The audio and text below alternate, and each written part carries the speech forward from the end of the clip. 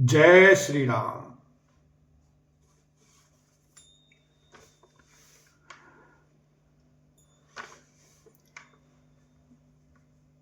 दशरथ जी कह रहे हैं कि जा दिन ते मुनि गए लिवाई, तब ते आजु सांची सुधि पाई।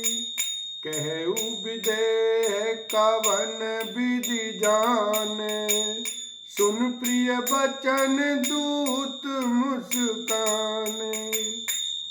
भैया, जिस दिन से मुनि उन्हें लेवा गए, तब से आज ही हमने सच्ची खबर पाई है। कहो तो महाराज जनक ने उन्हें कैसे पहचाना? ये प्रिय प्रेम भरे वचन सुनकर दूत मुस्कुराए। सुनई महीपति मुकुट मणि, तुम सम धन्य न को। राम लखन जिनके तने, विश्व विभूषण दो लखन सिया राम। जय जय राम। दूतों ने कहा, हे राजाओं के मुकुटमणि, सुनिए, आपके समान धन्य और कोई नहीं है, जिनके राम लक्ष्मण जैसे पुत्र हैं, जो दोनों विश्व के विभूषण हैं। पूछन जो गुण तनय तुम्हारे, पुरुष सिंह तिहु पुर उजियारे। तिनके जस प्रताप के आगे, शशि मलिन रवि शीतल लागे। आपके पुत्र पूछने योग्य नहीं है। वे पुरुष सिंह तीनों लोकों के प्रकाश स्वरूप हैं, जिनके यश के आगे चंद्रमा मलिन और प्रताप के आगे सूर्य शीतल लगता है। तिनके कहिए नाथ किमि चीने, देखिए रवि की दीप कर लीने। सिय स्वयंवर भूप अनेका, समिटे सुभट एक ते एका। हे नाथ, उनके लिए आप कहते हैं कि उन्हें कैसे पहचाना? क्या सूर्य को हाथ में दीपक लेकर देखा जाता है? सीता जी के स्वयंवर में अनेकों राजा और एक से एक बढ़कर योद्धा एकत्र हुए थे। शंभु सरासन काहू नटारा, हारे सकल वीर बरियारा। तीन लोक में जे भट मानी, सबके सकति संबोधनु भानी। परंतु शिव जी के धनुष को कोई भी नहीं हटा सका। सारे बलवान वीर हार गए। तीनों लोकों में जो वीरता के अभिमानी थे, शिव जी के धनुष ने सबकी शक्ति तोड़ दी। सकई उठाई चराचुर मेरु, सोहिं घारी गयऊ करि फेरु। जहि कौतिक शिव शैल उठावा, सोते सभा पराभव पावा। बानासुर, जो सुमेरु को भी उठा सकता था, वह भी हृदय में हार कर परिक्रमा करके चला गया। और जिसने खेल से ही कैलाश को उठा लिया था, वह रावण भी उस सभा में पराजय को प्राप्त हुआ। तहाँ राम रघुवंश मणि, सुनिय महामहिपाल। भंजऊ चाप प्रयास बिनु, जिम गज पंकज नाल। लखन सिया राम। जय जय राम। हे महाराज, सुनिए, वहां जहां ऐसे ऐसे योद्धा हार मान गए, रघुवंश मणि श्री रामचंद्र जी ने बिना ही प्रयास शिव जी के धनुष को वैसे ही तोड़ डाला, जैसे हाथी कमल की डंडी को तोड़ डालता है। सुनि सरोष भृगुनायक आए, बहुभांति तिने आँख दिखाए। देखी राम बलु निज धनु दीना, कर बहु विनय गवन बन कीना।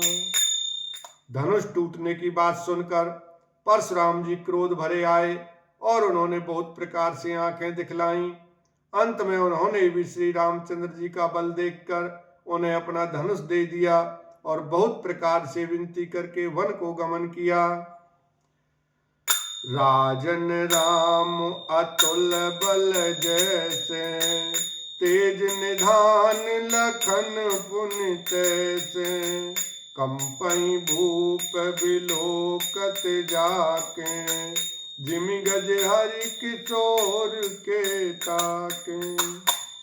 हे राजन, जैसे श्री रामचंद्र जी अतुलनीय बली हैं, वैसे ही तेज निधान फिर लक्ष्मण जी भी हैं, जिनके देखने मात्र से राजा लोग ऐसे कांप उठते थे जैसे हाथी सिंह के बच्चे को ताकने से कांप उठते हैं।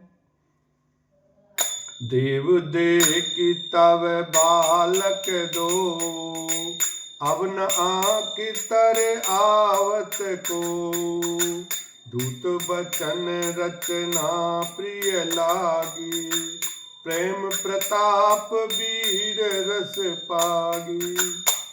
हे देव, आपके दोनों बालकों को देखने के बाद अब आंखों के नीचे कोई आता ही नहीं, हमारी दृष्टि पर कोई चढ़ता ही नहीं। प्रेम प्रताप और वीर रस में पगी हुई दूतों की वन रचना सबको बहुत प्रिय लगी।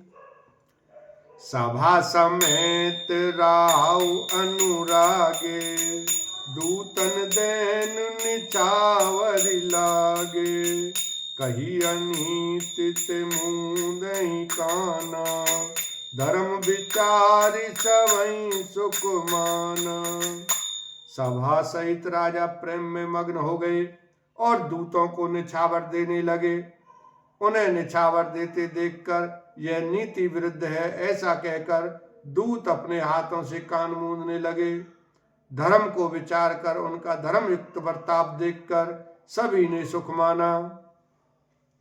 तब उठी भूप वशिष्ठ कहूँ दीन पत्रिका जाए, कथा सुनाई गुरई तब सादर दूत बुलाए, लखन सिया राम जय जय राम।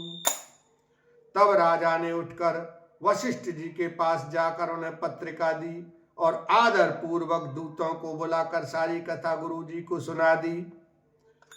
सुनि बोले गुरु अति सुख पाई, पुण्य पुरुष कहूँ मही सुख छाई, जिम सरिता सागर महु जाई, जद पिताई कामना नाही। सब समाचार सुनकर और अत्यंत सुख पाकर गुरु बोले, पुण्यात्मा पुरुष के लिए पृथ्वी सुखों से छाई हुई है, जैसे नदियां समुद्र में जाती हैं, यद्यपि समुद्र को नदी की कामना नहीं होती। तिम सुख संपत्ति बिनहि बुलाए, धर्मशील पहि जाई सुभाए, तुम गुरु विप्र सुर से भी, तस पुनीत कौशल्या देवी। वैसे ही सुख और संपत्ति बिना ही बुलाए स्वाभाविक ही धर्मात्मा पुरुष के पास जाती हैं। तुम जैसे गुरु ब्राह्मण गाय और देवता की सेवा करने वाले हो, वैसी ही पवित्र कौशल्या देवी भी हैं। बोलो माता कौशल्या की जय, सियावर रामचंद्र की जय, उमापति महादेव की जय।